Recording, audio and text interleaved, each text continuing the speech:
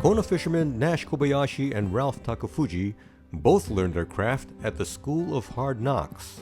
I've been a fisherman all my life, from small kid time, but I only started going out on boat.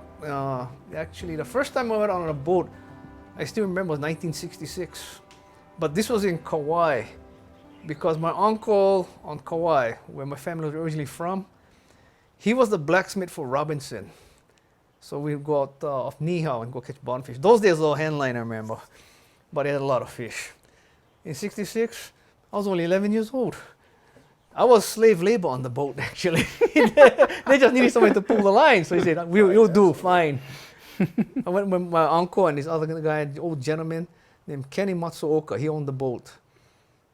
Then, let's see, in 1985, I bought my boat in Hilo. Started to go bottom then.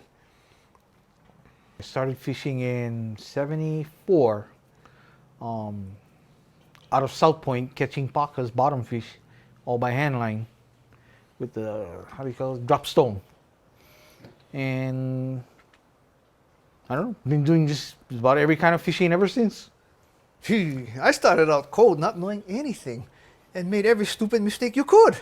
But I was lucky in those days because at the Hilo Pier, Wailo River, 3 boats down from the launch ramp was this old gentleman named Yasu Sugihara, an old-time fisherman. Every day I'd come in, he'd ask me, "How you do, boy?" When I started bottom fishing, I said, "I can't even find the fish," and he laughed at me. He said, "Oh, no worry, I'll tell you where the fish are, but you don't tell nobody." That's how I learned where the fish was. And gradually he told me all the good spots that he knew and passed it on to me, which I was very lucky. Well, actually, I started fishing with my dad, and then we learned from some of the old timers from South Point and Miloli and Napopo side. And same thing like Nash, we learned some from the old man Yasu Sugihara, this old man Tora, Ishida, and yeah, they taught us so much, but majority of what we actually figured out, we had to figure out on our own. Like us on a good night, we pull like almost 2,000 pounds of paca a night. And yeah, back then it was kind of like unheard of at that time. It takes a broad range of knowledge and skills to be a good bottomfish fisherman. Don't forget, you're the captain of the boat. You're the fisherman, you're the navigator, the weatherman. Then, as the fact is, what if the fish don't bite? You gotta look for them. Oh, you have to know practically everything. And of course, we learned it all by the School of Hard Knocks. Well, in Ralph's case, he was full-time, but in my case, during the summertime, we'd do ahi fishing and trolling and whatnot. Bottom fishing in those days are strictly reserved for wintertime. Or like Yeah, same with us. That's all it was for winter time. That's all we'd do bottom fish for. Biggest problem with bottom fish now is everybody just goes the same place over and over.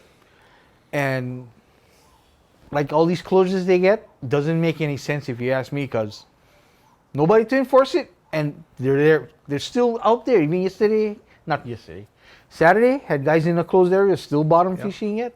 We have all these wonderful rules, no enforcement. And the bottom fish, they closed a good area right outside here. The pressure moved to the close area right in here, which is a great paca ground. Now it's depleted, totally depleted.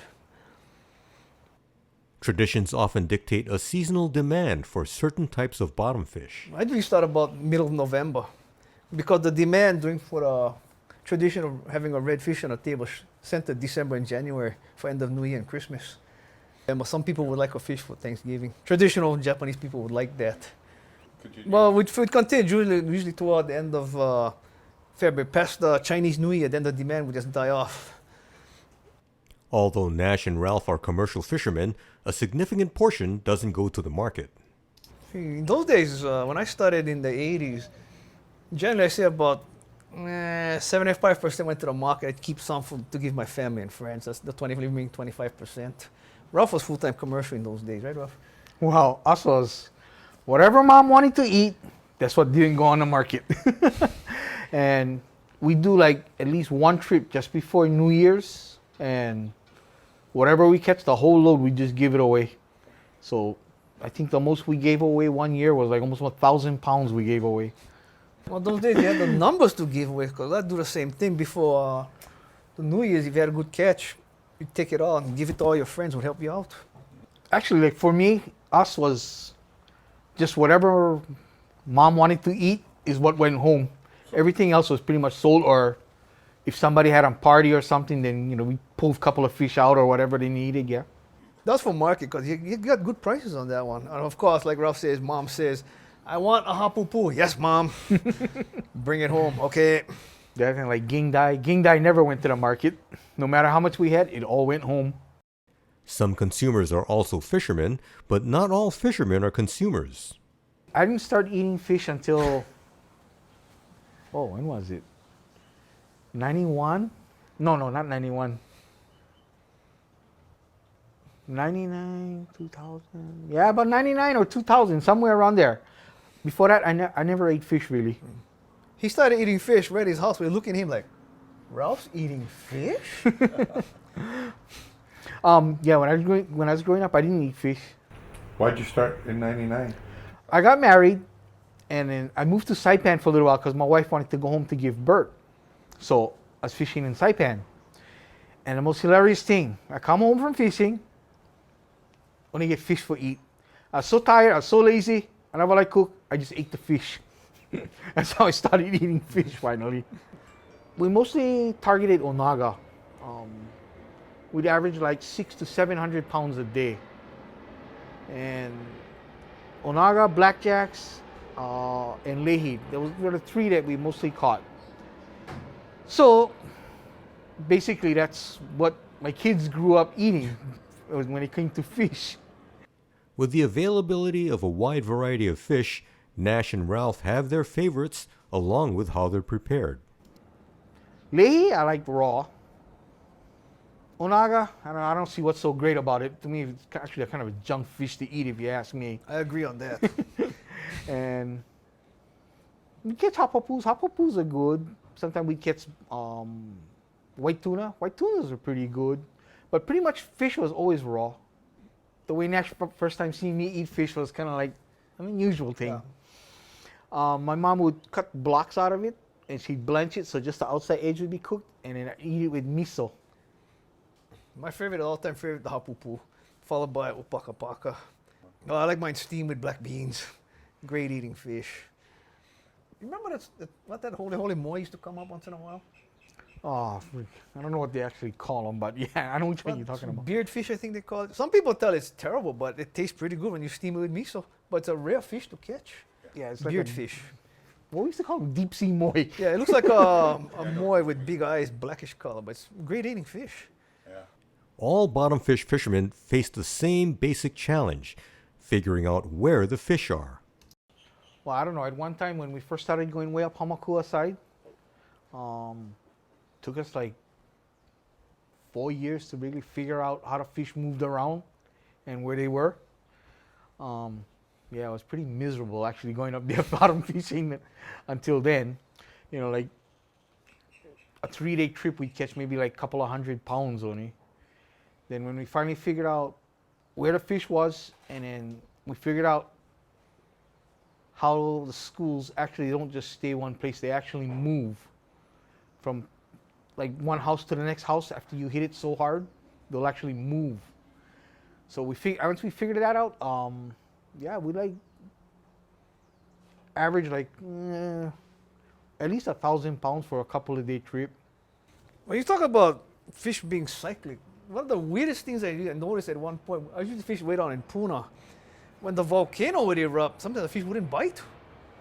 Uncanny. You'd see them on a depth finder, but they wouldn't bite because the volcano was erupting, like they felt the seismic vibration or something. It was kind of funny. And here again, like Ralph says, we found out real too. The fish move. They could be there one year and they're not there the next. You gotta go find the fish. Nash and Ralph were taught by the previous generation of fishermen to be their own conservationists to ensure a sustainable fishery. Like Nash, even I do it the same way too now. When it comes to bottom fish season, well, even before when I was fishing up Hamakua side, I'll hit a spot twice in 1 year, no more. Yeah, I do the same thing. As a matter of fact, that old man Sugahara told me, don't hit it too hard. Rest the place, go someplace else every year if you can. This is the way we kept our spots really in good shape. You hit it maybe twice a year. The next year you let it rest. Find out you go to another spot. So you always had a good population in those days. Yeah, because I've shown. Well, these guys are supposedly supposed to be my friends. I showed them spots. You know, they never know anything about bottom fishing, so I just showed them the basics and I showed them a couple places. And unfortunately, they won't go look for another place. They'll just go to the same place over and over, no matter what. Yeah, same thing here. You don't want to show these people too much because the fishermen nowadays have no conservation ethic. We worried about the next year coming, so we try to limit the amount of damage you do to the grounds. People nowadays don't have that ethic. And here again, like you said, reading a current or knowing how to do it, it's something you don't find in a book. Somebody's got to tell you, or you experience yourself and put one and one together. It's hard to learn sometimes.